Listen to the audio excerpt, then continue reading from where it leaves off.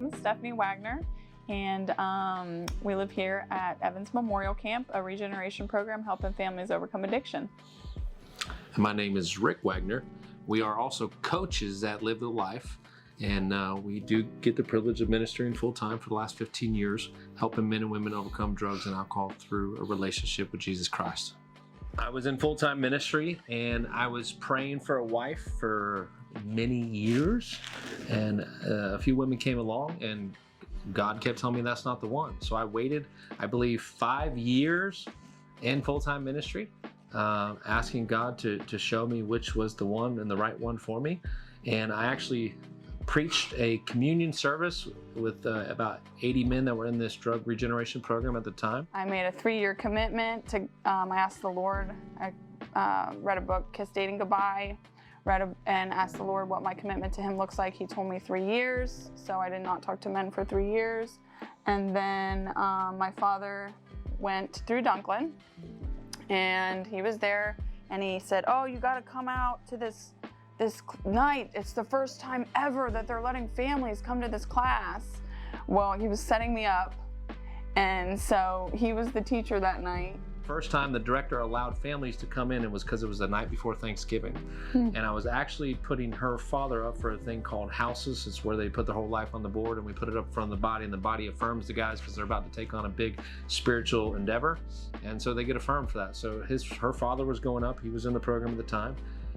I've never seen someone that lives so passionately like you. Wait till you see this guy. And I'm like, "Oh gosh, Dad, what are you doing?" I said, "I'm never gonna marry someone from Dunklin."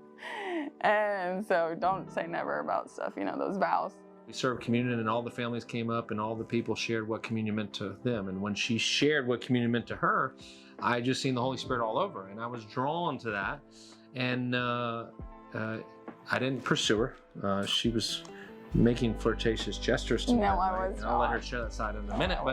But go in there, share what I'm grateful for, and I have a Patriots jacket, and he walks up to me and says, "How did you get my jacket?" And I said, "Well, my dad gave it to me." I was freaked out. He said I was flirting with him. I was freaked out by the whole situation because I'm like, "I don't know how I got your jacket." It just flustered me. I'm sure I was blushing like a maniac, but it was about 4 or 5 months later when her father graduated. I was in an all-day prayer meeting, which is where you go into a room and you pray all day, and you pray for the men in the program. And I was praying. I was saying, "God, where's my wife? I've been waiting a long time. I've been obedient. What's going on?" I said, "What about that girl I seen 4 months ago? She was pretty godly and beautiful, and what about her?"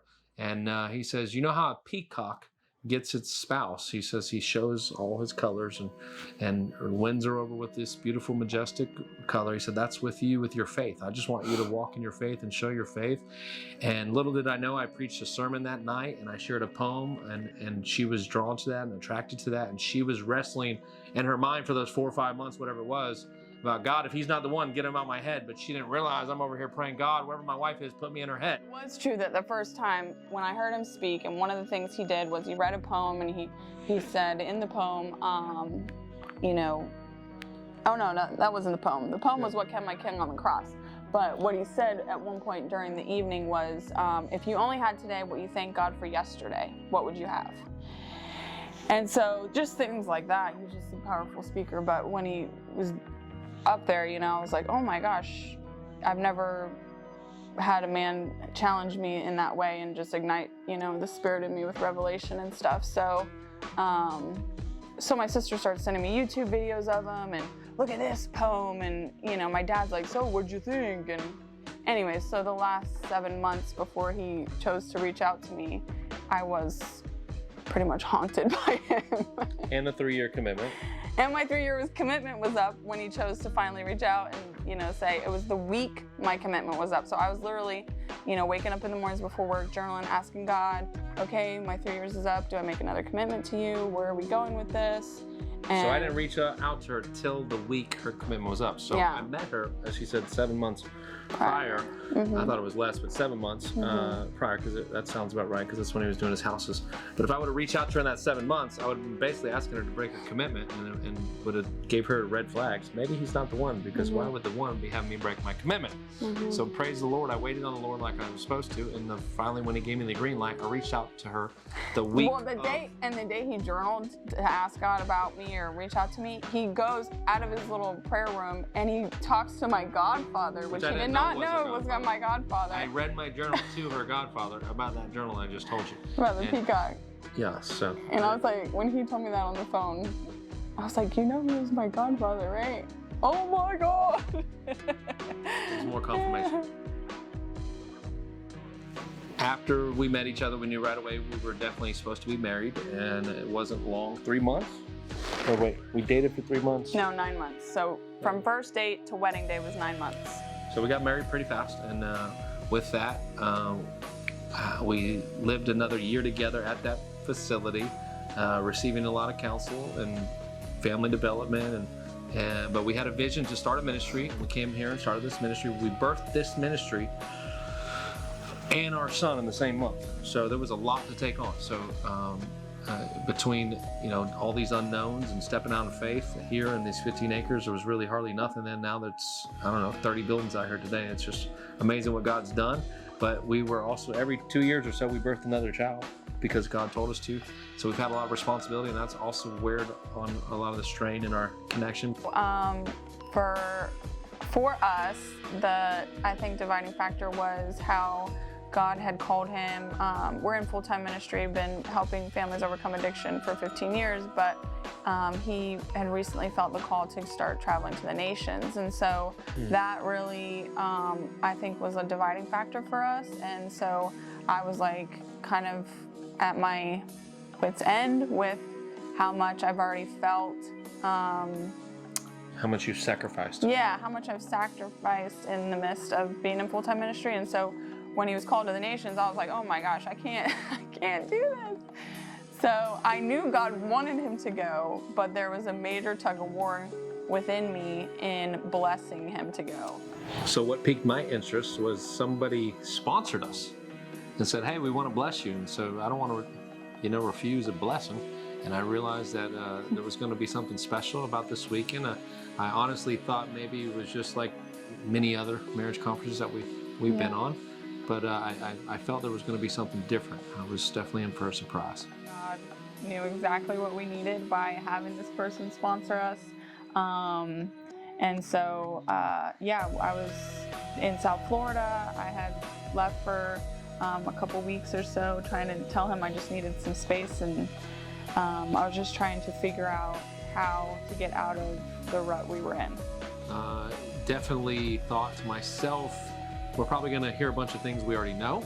We teach marriage class every week, and so we have a lot of tools. We just need to learn how to use those tools at times, but I assumed I probably wasn't going to hear nothing I haven't already heard before. But I was definitely open and excited to see what God had for us, and I think things begin to shift when we do the one-on-ones with the coaches and connect, and I could see her heart coming out with things I didn't even realize were there. Then there's something special doing the Hope Weekend that I don't want to give away that was towards the end that really put things in perspective on just how valuable not just life was, but your spouse, your partner was, and how significant they were in comparison to some of the petty things we argue about. So it was definitely a life-changing experience and a powerful moment. One of the pivotal realizations that I got was when we were doing the take out the trash card. And at some point, I kind of just turned to him and said, wow, I didn't really realize how emotionally starved I was in our relationship. And so hearing him take out the trash and, what are his fears and all these things, it definitely brought us closer. But I didn't realize that that's what I was missing from him. So since Hope Weekend, the biggest shift in our marriage is definitely connection.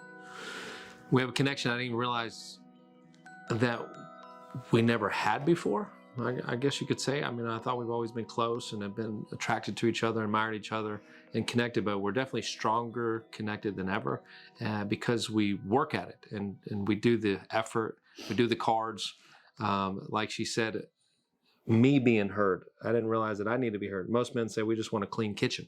But the truth is men have feelings and men need to be heard and need to be validated. I didn't realize how much was in me that I needed a safe structure where I wasn't going to develop or create an argument that was going to be, that's not what I said, that's not what I did, where I can share healthy and she's just going to listen.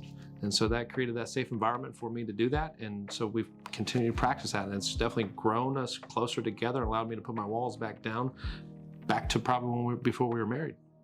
Through the us card, I was finally able to communicate my heart in a way where he understood where I was coming from in receiving the yes from God, but also my blessing. And I felt like I was more capable to give him my blessing this November when he went to El Salvador. It was like... complete different. Yeah, it was totally... I packed his bags for him. When we first went through the Hope Weekend, literally every morning that was our priority. We'd go out to our back little privacy fence. We would journal, spend time with the Lord, and do a card. So we did that for a couple months straight. Now we just sort of do it whenever we need it, but it's definitely changed our life for the better. You know, God does put a priority on family, and with the husband and the wife being that covenant, is such an example of who God is. So of course there's a target, you know, on your back within that covenant. And so if you're able to invest in God being glorified through marriage, I don't know of any better way to receive treasure in heaven than to invest seed into marriages. I'll share on, you know, how blessed it was that someone sponsored us.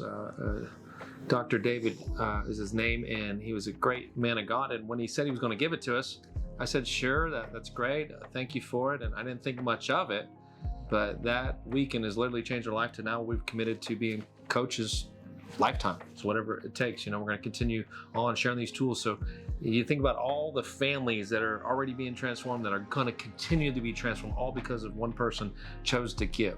And so I just share that with all of you out there that may be listening to this movie, that if God lays it on your heart, because I didn't know what to expect. I just thought it was another retreat or a refresher course, but this is a life-changing experience that can not only help a rich marriage be richer, but it can help a marriage that's literally on the verge of crisis, that's about to be destroyed, be saved.